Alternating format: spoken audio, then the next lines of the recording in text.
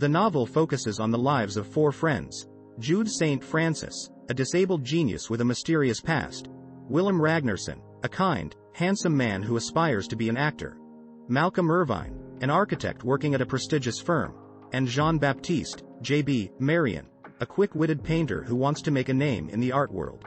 The book follows their relationships changing under the influence of success, wealth, addiction, and pride. The novel's main focus is the enigmatic lawyer, Jude. He suffers from a damaged spine which leaves him with a limp and excruciating pain in his legs that comes and goes. Unbeknownst to his friends, he also frequently self-harms. One such bout of cutting led Willem to take him to Andy Contractor, Jude's doctor and trusted friend. It is clear that he suffers from debilitating mental trauma from his childhood. Despite this apparent closeness with his friends, Jude finds himself unable to divulge either detail of his past or current state of mind to his roommate. Nonetheless, he thrives in his law practice, and develops a close parent-child relationship with his former professor, Harold, and his wife Julia, which results in the pair adopting him when Jude turns 30. While thankful, the time before the adoption is filled with further bouts of self-harm, as Jude believes he is inherently unworthy of affection. Meanwhile, the rest of the group finds success in their respective fields, with Willem becoming a star of theater and then film. JB finds success as an artist but also becomes addicted to crystal meth. The group stages an intervention, where JB mocks Jude by doing a crude imitation of his limp. In spite of successful treatment, and a great deal of apologizing, Jude finds it impossible to forgive JB. Willem refuses to forgive him too, causing the group to fragment, with only Malcolm remaining friends with all 3 of them. It becomes clear that Jude was sexually traumatized at a very young age, making it difficult for him to engage in romantic relationships. His friends and loved ones begin questioning this isolation as he enters his 40s, with Willem especially being baffled with regard to Jude's sexuality.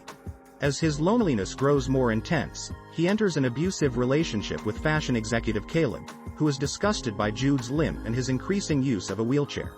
Jude finally breaks off the relationship after Caleb rapes him, and they meet a final time when Caleb follows him to dinner with Harold, humiliates him, and then follows Jude to his apartment, where he brutally beats and rapes him, leaving him for dead.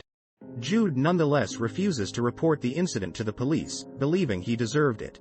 Besides Harold, only Andy, Jude's doctor and ongoing confidant, knows the truth of the failed relationship.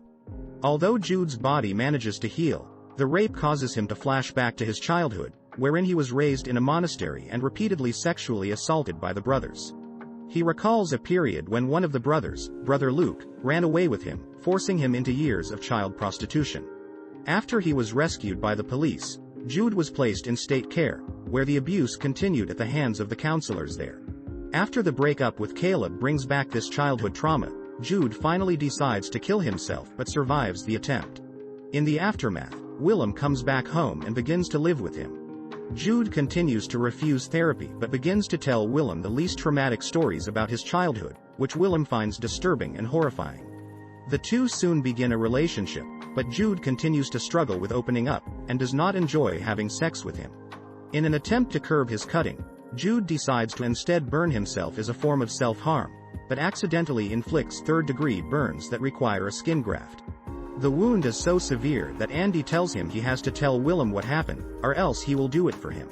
Before Jude can tell Willem, Andy accidentally divulges the information. Willem is horrified but, after a difficult fight, Jude finally confesses that he does not enjoy sex, and tells Willem about the years of sexual and physical abuse he endured.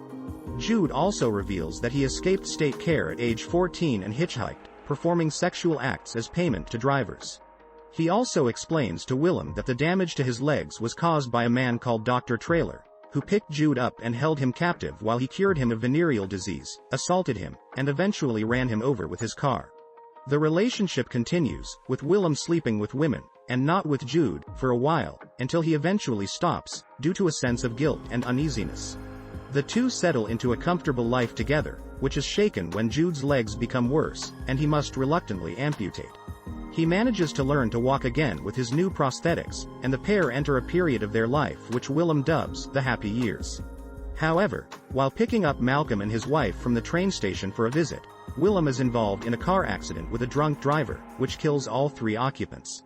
With his close friend and lover dead, Jude descends once again into self-destructive habits, losing such an excessive amount of weight that his remaining loved ones stage another intervention.